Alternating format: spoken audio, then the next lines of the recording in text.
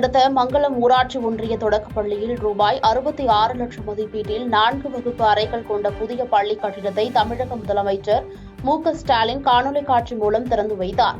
தொடர்ந்து மாவட்ட கவுன்சிலர் சகாதேவன் தலைமையில் வட்டார கல்வி அலுவலர் பவானி, வட்டார வளர்ச்சி அலுவலர் பாபு ஆகியோர் கலந்து கொண்டு மாணவர்கள் பயன்பாட்டிற்காக குத்துவிளக்கு ஏற்றி திறந்து வைத்தனர். இந்த நிகழ்ச்சியில் ஒன்றிய கவுன்சிலர் பிரபாகரன், ஊராட்சி மன்ற தலைவர் குணசுந்தரி, ஜானகிராமன் உள்ளிட்ட ஏராளமானோர் கலந்து கொண்டனர்.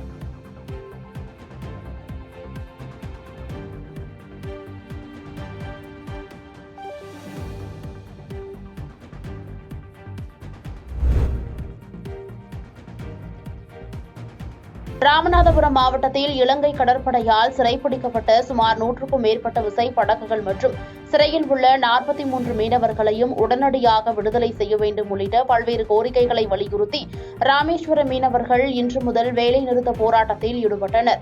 மேலும் வரும் 23 மற்றும் 24ஆம் தேதிகளில் நடைபெறும் கச்சத்தீவு திருவிழாவை புறக்கணிக்கவும், பேரணியாக சென்று அரசு அடையாள ஆவணங்கள், வாக்காளர் அடையாள அட்டை, ஆதார் அட்டையை மாவட்ட நிர்வாகத்திடம் திரும்ப ஒப்படைக்க முடிவு செய்துள்ளனர்.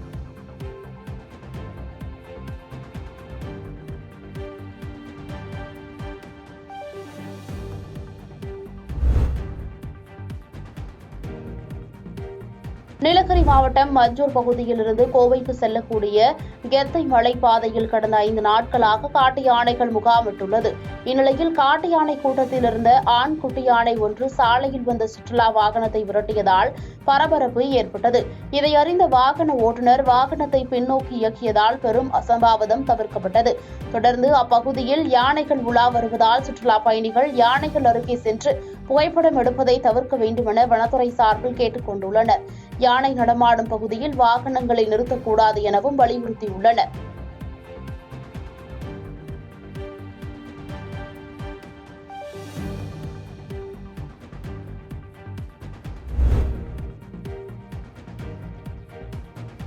புதுக்கோட்டை மாவட்டம் திருமயம் அருகே உள்ள லட்சுமிபுரத்தில் தமிழகத்தின் மறைந்த முன்னாள் முதலமைச்சர் ஜெயலலிதாவின் பிறந்தநாள் விழாவை முன்னிட்டு அதிமுக சார்பில் மாட்டுவண்டி எல்கை பந்தயம் நடைபெற்றது. இந்த பந்தயமானது சிறிய மாடு, பெரிய மாடு என 2 பிரிவுகளாக நடைபெற்றது. புதுக்கோட்டை, சிவகங்கை, திண்டுக்கல், மதுரை, தேனி உள்ளிட்ட பல்வேறு மாவட்டங்களிலிருந்து 40 ஜோடி மாட்டுவண்டிகள் கலந்து கொண்டன. சீறி பாய்ந்த மாட்டு வண்டிகளை சாலை நடுகிலும் இரு புறங்களிலும் நின்று ஏராளமான பொதுமக்கள் கண்டு ரசித்தனர். இந்த மாட்டுவண்டி எல்கை பந்தயத்தில் முதல் 4 இடங்களை பிடித்த மாட்டு வண்டிகளின் உரிமையாளர்களுக்கு ரொக்க பரிசுகள் வழங்கப்பட்டது.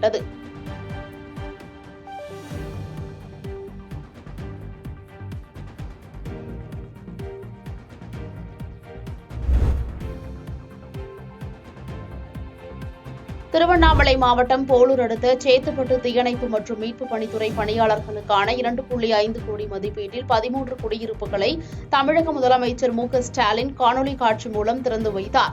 இதனைத் தொடர்ந்து சேத்துப்பட்டில் நடைபெற்ற நிகழ்ச்சியில் திருவண்ணாமலை மாவட்ட ஆட்சியர் பாஸ்கர பாண்டியன், மாவட்ட வருவாய் அலுவலர் பிரியதர்ஷினி, செய்யார் சார் ஆட்சியர் பல்லவி வர்மன் ஆகியோர் குத்துவிளக்கேற்றி பணியாளர்களுக்கான குடியிருப்புகளை திறந்து வைத்தனர்.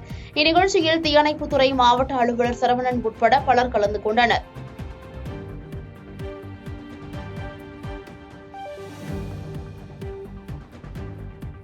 பாதகம் செய்பவரை கண்டால் நாம் பயங்கொள்ளலாகாது பாப்பா, மோதி மிதித்து விடு பாப்பா, அவர் முகத்தில் உமிழ்ந்து விடு பாப்பா. அண்மை செய்திகளை உடனுக்குடன் தெரிந்து கொள்ள இணைந்திருங்கள் இயம்நாடு தொலைக்காட்சியுடன்.